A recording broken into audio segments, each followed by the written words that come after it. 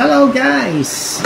Welcome sa aking YouTube channel at tayo ay gagawa ng DIY nest box ng ating mga African lovebirds. Sa ngayon kasi hindi tayo makabili ng nest box, so gagawa na lang tayo ng DIY. So ito yung plastic container ng Selecta ice cream. Gagawin natin siyang DIY nest box.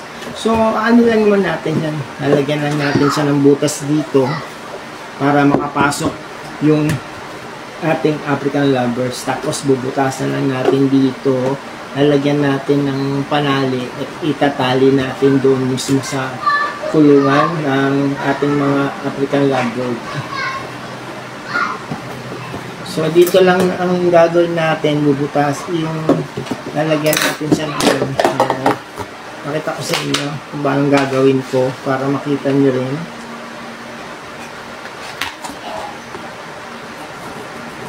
Sa mga bata, huwag nyung gagawin to at magpatulong kayo sa matanda kasi baka kayo masaktan o masugatan. So, ganyan lang naman ang gagawin natin para mapadagit natin, mabigyan natin ng nest box ang ating mga African lovebird. DIY lang muna ang gagawin natin.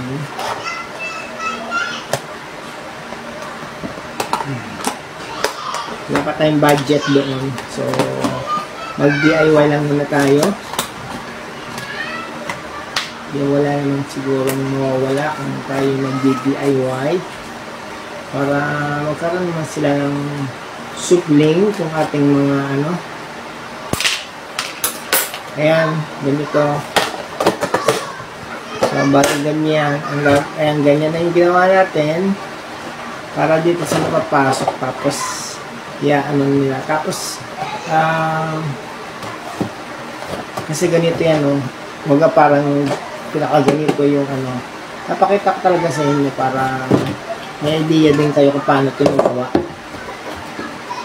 So, bubutasan ko dito. Yan. Kapag dito, may butas din. Ayan, may butas din. Tapos dito din. Kasi itatali natin siya doon sa kulungan. Sa cage ng mga African lovebirds natin. Yan. Ayan, ganyan. May butas na siya. Tapos kukuha tayo ng panali niya. Dali lang ha. Tapos una natin. Mali guys, ito yung gagawin natin panali.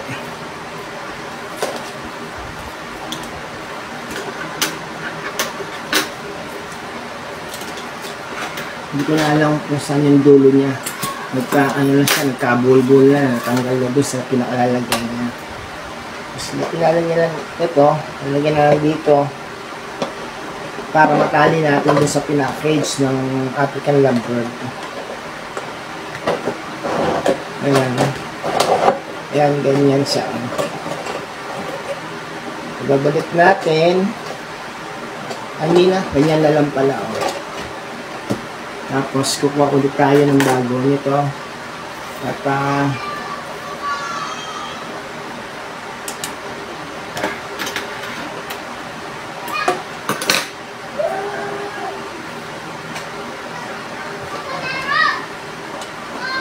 ayan.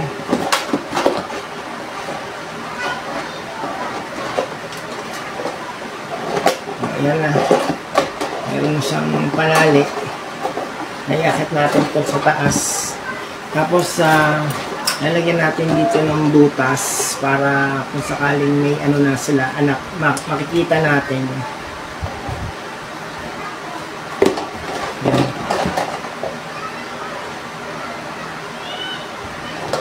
Ingat lang ha, ingat lang sa paggamit ng matatalim na bagay katulad ng kutsilyo. Lalagyan natin siya ng butas para makikita natin kung meron na silang itlog. Sakaling na sila, nag-mate na yung ating mga African lovebirds. Is makikita natin. Pero advice nila yung mga matatagal na nag-aalaga sa African Lago, wag daw silip ng silip para hindi mabubugaw o kung maistorbo yung kanilang pangingitlog. Oops. So, pause na muna natin, tapos iakit ako at doon ko na lang ilalagay ito para makita nyo rin kung paano ko nilagay sa kulungan nila. Ito na guys, gagawin na natin, lalagay natin dito. Sana kasya, parang hindi yata kakasya. Hindi kasya. Mali yung ano natin. Kasi baka makawala itong mga hindi pala kakasya yung ginawa ko. Pero tatanggalin natin dito. Nandito ako sa loob ng kwarto at meron siyang screen para hindi makawala kasi bubuksan natin itong nila dito para maipasok natin yung gagawin natin DIY na nest box. At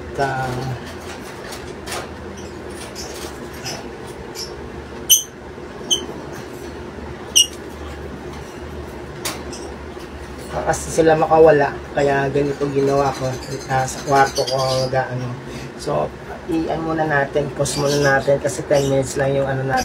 Ito na guys, nabuksan na natin yung ayan, hindi natin papasok para hindi makawala. Ayan, nahirapan tayo kasi sila makawala.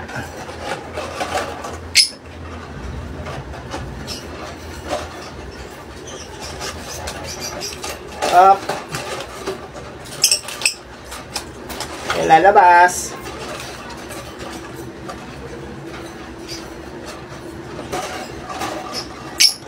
So ganyan yung ginawa natin. Teka, tatali muna natin itong isa para hindi sila makalabas. Ayan.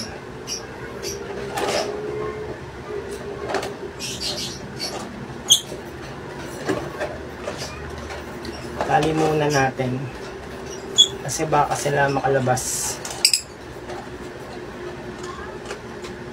Magano ba yung ating video?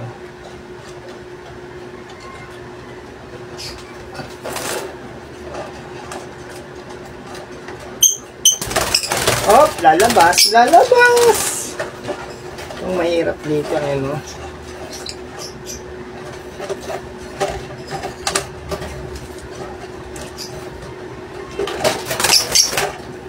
lalabas! Kakawala ka.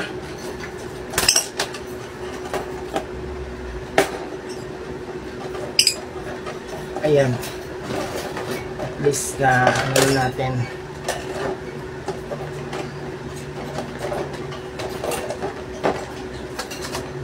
Yan na guys, ang ating DIY na ginawa kung kanilang DIY nest box. So pwede na natin silang lagyan na to. Ibabalik na natin lock nito para hindi sila totally makawala.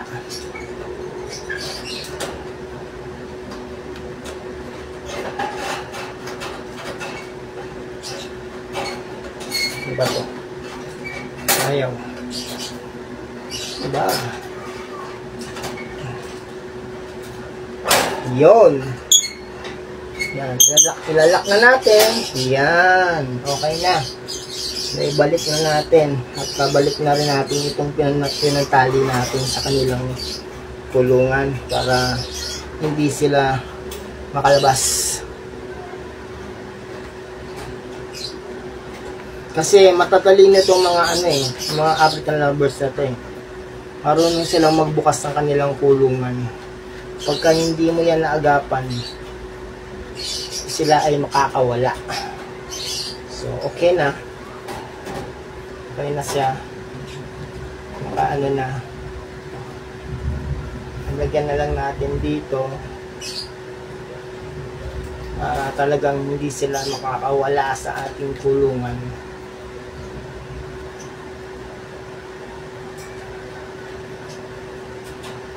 Yan, tapos na po ang ating ginawang DIY para sa kanila.